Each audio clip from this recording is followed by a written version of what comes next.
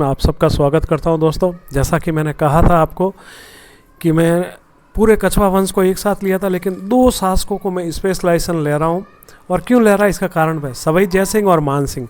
आप मान के चलना, जब भी प्रश्न आएगा देखना, आप 3-4 शासक आप हमेशा रट के रखिए। आप राम सिंह द्वितीय, सवाई प्रताप सिंह, दो माधो और दोनों माधो सिंह, और एक लास्ट वाला मान सिंह जो एकीकरण में, 5 और 2 सबसे ज़्यादा प्रश्न आते हैं मान सिंह और सवाई जयसिंह।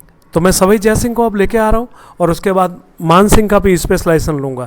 तो आप देखना सवाई जयसिंह से कुछ भी बाहर नहीं जाएगा, ये मेरी गारंटी है। अगर एक भी प्रश्न मेरे इस टेस्ट सीरीज में सवाई जयसिंह से भूतोन भविष्य बाहर चला जाए, आपको जो कहोगे वो मुझे मंजूर है।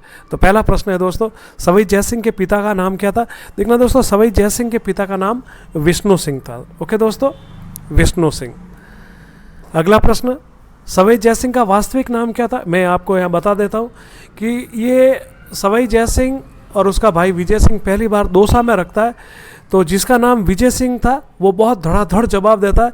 तब औरंगजेब इसका नाम बदल के जो विजय सिंह था उसको सवाई जयसिंह कर देता और जयसिंह का विजय सिंह करता। तो सवाई जयसिंह का वास्तविक नाम विजय सिंह था और ये रखने वाला औरंगजेब था। और दोस्तों ये दोसा में पहली बार औरंगजेब इनका नाम रखता है अपनी वाकपटुता के कारण में। कहता है ये तो मिर्जा से भी ज़्यादा सवाई है, तो नाम क्या हो गया? सवाई दोस्तों। और उसके बाद जयपुर के तमाम शासक अपने पीछे सवाई लगाते हैं। तीसरा प्रश्न दोस्तों, सवाई जयसिंह को सवाई की उपाधि किसने दी थी? अपने आगे काफ़ी बात कर ली कि औरंगजेब ने दी थी और दोसा में दी थी, और विजय सिंह की वाकपटुता के कारण उसका नाम जयसिंह रख लिया और जयसिंह जिसका नाम था उसका नाम विजय सिंह कर लिया। ओके, सवाई जयसिंह का कार्यकाल क्या था दोस्तों? सवाई जयसिंह का कार्यकाल था दोस्तों 1700 से 1743 तक। 1700 में ये राजगद्दी पर बैठा था और 1743 में अत्यधिक नशा करने के कारण इसकी मृत्यु हो गई थी दोस्तों। 1743। 1707 में औरंगजेब की मृत्यु पर सवाई जयसिंह उत्तराधिकारी युद्ध में किसका साथ देता है? दोस्तों देखना आप, ये 3 भाई थे, मोजम, आजम और एक शाह आलम। शाह आलम कामबख्श। तो कामबख्श काफ़ी शराबी प्रवृत्ति का व्यक्ति था और उसकी मृत्यु हो जाती है। लेकिन सवाई जयसिंह हमेशा आजम के साथ दक्षिण के एरिया में ज़्यादा रहता है और उसी का साथ देता है। लेकिन दोस्तों जब ये इसमें विजय हो जाती है वो मोजम की हो जाती है। बाद में मोजम बहादुर शाह प्रथम के नाम से शासक बनता। लेकिन सवाई जयसिंह ने जो साथ दिया था वो आजम का दिए थे। कारण ये था कि वह दक्षिण में अधिकतर अभियानों में आजम के साथ रहे थे दोस्तों। छठा, सवाई जयसिंह कब शासक बना दोस्तों? 1700 में। आगे मैंने बता दिया था आपको कि 1700 में ये शासक बनता है। ओके, सवाई जयसिंह। 7वां प्रश्न, औरंगजेब के बाद उत्तराधिकारी युद्ध जाजू या जाजो के युद्ध में कौन बहादुर शाह प्रथम के नाम से? तो मैंने बता दिया था कि जाजो के उत्तराधिकारी युद्ध में आजम और मोजम के बीच में मोजम विजय होता है और बहादुर शाह प्रथम के नाम से दोस्तों शासक बनता है। 8, बहादुर शाह प्रथम ने सवाई जयसिंह की जगह किसको जयपुर का शासक नियुक्त किया? मैं बता देता हूँ कि मोजम शासक बहादुर शाह के नाम पे बनता और सवाई जयसिंह ने साथ किसका दिया था दोस्तों? आजम का। लेकिन आजम पराजित हो जाता। तब ये विजय सिंह को जो सवाई जयसिंह से बड़ा था लेकिन वाकपटुता के कारण वो बन गया था, तब विजय सिंह को वो शासक बनाता दोस्तों। सवाई जयसिंह को हटा देता है।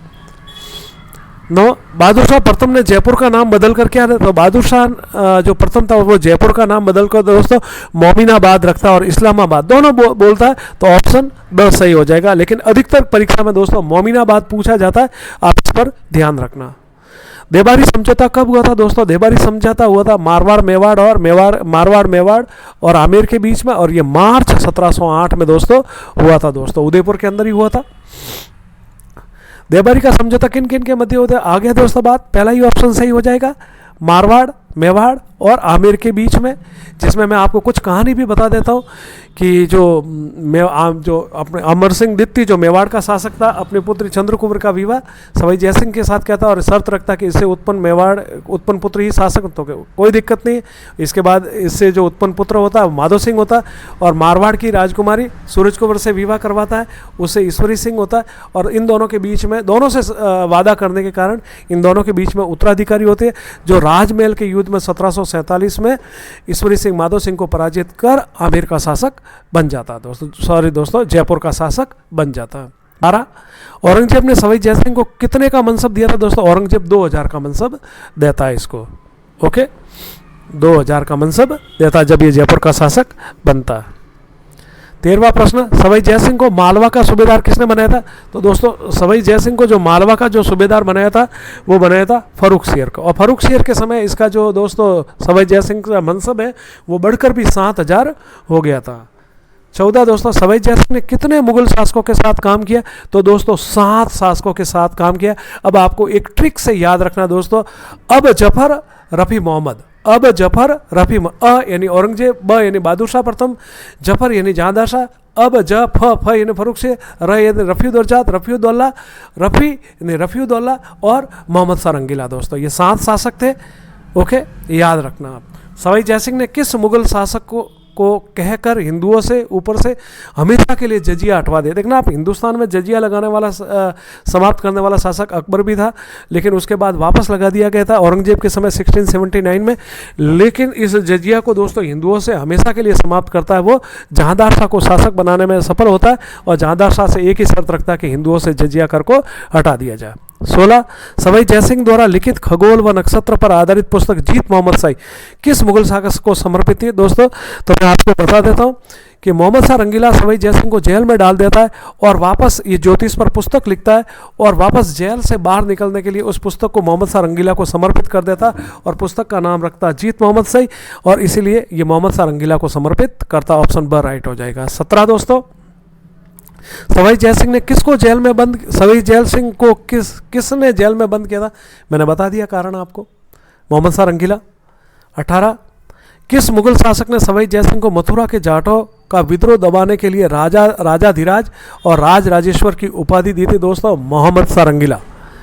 चूड़ामन वगैरह इन सबको पराजित कर ये अपने अधीन कर लेता है, बदन सिंह को अपने पक्ष में कर लेता है, बदन सिंह को राजा और महेंद्र की उपाधि भी देता है और डी का घराना भी देता है और अपने पक्ष में कर लेता है। और बदन सिंह हमेशा इसीलिए हमेशा जयपुर रियासत का अपने आप को वंशज मानता था। 19 दोस्तों, निम्नलिखित में से कौन सी पुस्तक सवाई जयसिंह द्वारा लिखित है? सम्राट सिद्धांत बिल्कुल लिखा था उसने, जयसिंह कारिका लिखा था उसने, सम्राट कौस्तुभ लिखा था। दोस्तों उपरोक्त तो सभी सही हो जाएगी, सम्राट सिद्धांत, जयसिंह कारिका और सम्राट कौस्तुभ। दोस्तों 20, किस जाट शासक को सवाई जयसिंह ने राजा और महेंद्र, मैंने थोड़ी देर पहले बात की थी, बदन सिंह को दोस्तों। ओके, बदन सिंह। राजा राम दोस्तों वो व्यक्ति था, विद्रोह जो देखना मुगल शासकों का विद्रोह गोकुल के समय सोडामन का, राजा राम ने अकबर की कद्र को खोद कर सिकंदराबाद से और वहाँ से इसको निकाल देता दोस्तों, हड्डिया को बाहर निकाल कर जला देता है। लेकिन ये राजा और महेंद्र की उपाधि बदन सिंह को देता है और डीक का घराना भी देता है।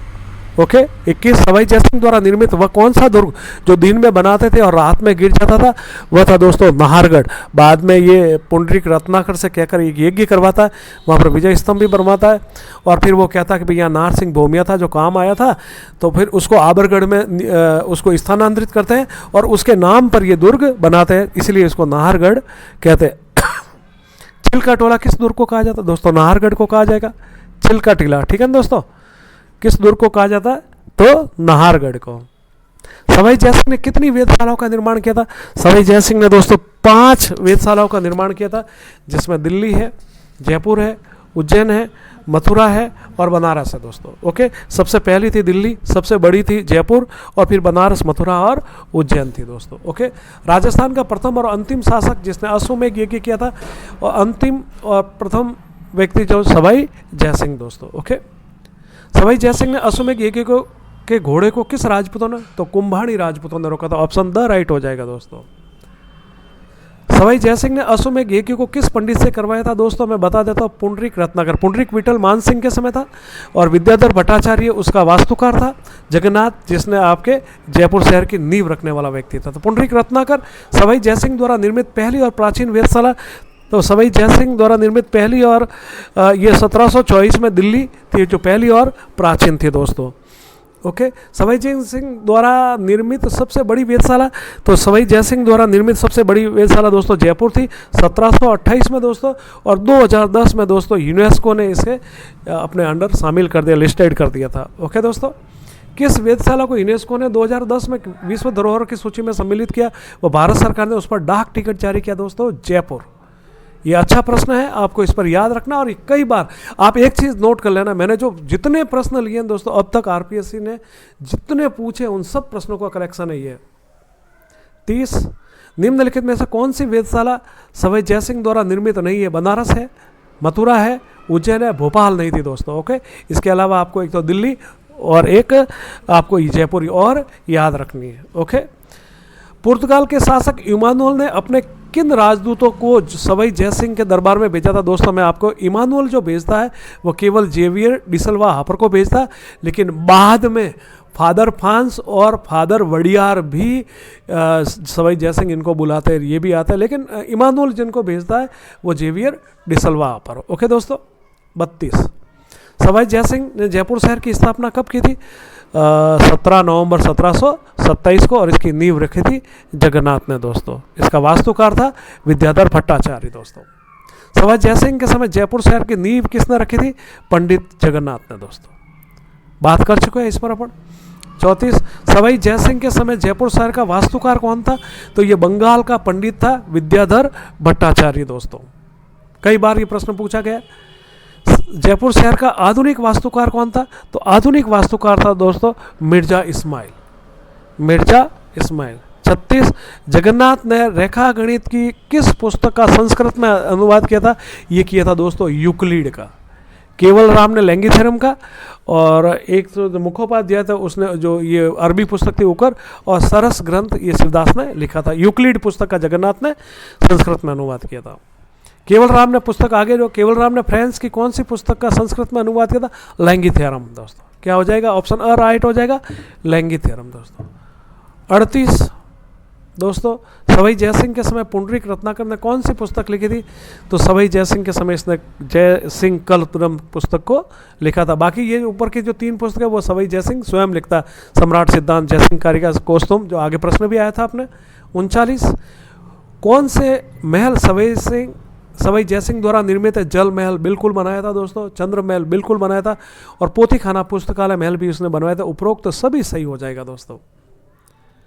सवाई जयसिंह ने अपने राजकुमारों को पढ़ने के लिए किस पुस्तकालय? प्रश्न दोस्तों पोथी खाना, जस्ट इससे पहले मैंने बात की थी दोस्तों। अगर मेरी क्लास बहुत अच्छी लगे दोस्तों तो आप, मेरा एक हार्टिएस्ट निवेदन है, आप सब्सक्राइब जरूर करें दोस्तों। 41, सवाई जयसिंह ने मराठों व मुगलों के बीच धौलपुर समझौता कब कराया था? ये धौलपुर समझौता दोस्तों 1741 में कई बार, और मुझे खुद को आरएस इंटरव्यू में पूछा गया प्रश्न दोस्तों। मारवाड़ के शासक अभय सिंह व जयपुर के शासक सवाई जयसिंह के मध्य गंगवाना का युद्ध हुआ था दोस्तों 1741 में, जिसमें जयपुर का शासक सवाई जयसिंह विजय हुआ था दोस्तों। 43, हुरडा सम्मेलन का आयोजन कब हुआ था? देखना, हुरडा सम्मेलन बुलाते तो मेवाड़ के संग्राम सिंह, लेकिन उनकी मृत्यु हो जाती है। इसके बाद जगत सिंह द्वितीय इसकी अध्यक्षता करते हैं, और कुछ इतिहासकार कहते हैं सवाई जयसिंह भी करता है, और ये मराठों के विरुद्ध बुलाया गया था। ये वर्तमान भीलवाड़ा के हुरडा में बुलाया गया था 17 जुलाई 1734। कहीं पर आपको डेट ये 16 भी मिलती है, लेकिन एग्जैक्टली 17 जुलाई सही है दोस्तों। 6 नियति ब्राह्मणों का समझौता जयपुर के किस शासक? देखना सर, 6 नियति, आज भी इनको 6 नियति, 6 ब्राह्मण थे, आपस में खूब लड़ते थे। सवाई जयसिंह ने उनको एक जाजम पर बैठा कर उनमें समझौता कराया, तब से लगाकर ये अपने गोत्र में भी 6 नियति ब्राह्मण ही लगाते। ऑप्शन द सवाई जयसिंह सही हो जाएगा। राजस्थान की किस रियासत ने मराठों में सबसे पहले हस्तक्षेप? देखना, राजस्थान की किस रियासत में मराठों ने सबसे पहले हस्तक्षेप किया था? तो बूंदी के उत्तराधिकारी युद्ध में दोस्तों, बुद्ध सिंह और उमेद सिंह के बीच में ये हुआ था। ठीक है ना दोस्तों, बुद्ध सिंह, मैं आपको ये पूरा बता ही देता हूँ, 1 मिनट में आपको, कि देखना ये उत्तराधिकारी युद्ध हुआ था बुद्ध सिंह, और बुद्ध सिंह के कोई पुत्र नहीं था। तब सवाई जयसिंह जो है अपनी पुत्री का विवाह वहीं के एक मतलब एक जागीरदार से करवा देता, फिर उसको गोद देता, लेकिन उसके बाद में बुद्ध सिंह और इनके भी जो है पुत्र हो जाता, और इस बात को लेकर मल्हारराव होलकर तो इसका साथ देता है बूंदी वाले का, और उसका साथ देता है महादजी सिंधिया। लेकिन कुछ समय बाद में अंतिम रूप से इस पर जो विजय होती है वो सवाई जयसिंह की होती है। लेकिन आपको जो इसमें याद रखना है कि राजस्थान के किस रियासत में मराठों ने सबसे पहले हस्तक्षेप, तो बूंदी और मुकुंदरा की पहाड़ी और दरों से इन्होंने राजस्थान में पहली बार हस्तक्षेप किया था दोस्तों। 46, सवाई जयसिंह सेकंड की मृत्यु के बाद जयपुर का शासक कौन बना था? तो मैंने कहा था इनके बीच में ईश्वरी माधो सिंह और ईश्वरी सिंह के बीच में युद्ध हुआ था। राजमहल के युद्ध के में 1747 में ईश्वरी सिंह विजय हो गया था, और उसके बाद ये शासक बना था दोस्तों। बाकी ईश्वरी सिंह ही शासक बनता है। 47, निम्नलिखित में से किस मुगल शासक का कार्यकाल सवाई जयसिंह सेकंड ने नहीं देखा था? मैं बता देता हूँ, औरंगजेब था। बहादुर शाह सेकंड नहीं था दोस्तों, बहादुर शाह प्रथम था, ये ध्यान रख। फर्रुखसियर था, जाफर था, अब जफर रफ़ी मोहम्मद, अब जफर रफ़ी मोहम्मद, ये क्रम याद रखना आप दोस्तों। ओके, ये मेरा आखिरी प्रश्न था दोस्तों। अगर मेरी क्लास अच्छी लगे तो लाइक, शेयर एंड सब्सक्राइब जरूर करें दोस्तों। नमस्ते।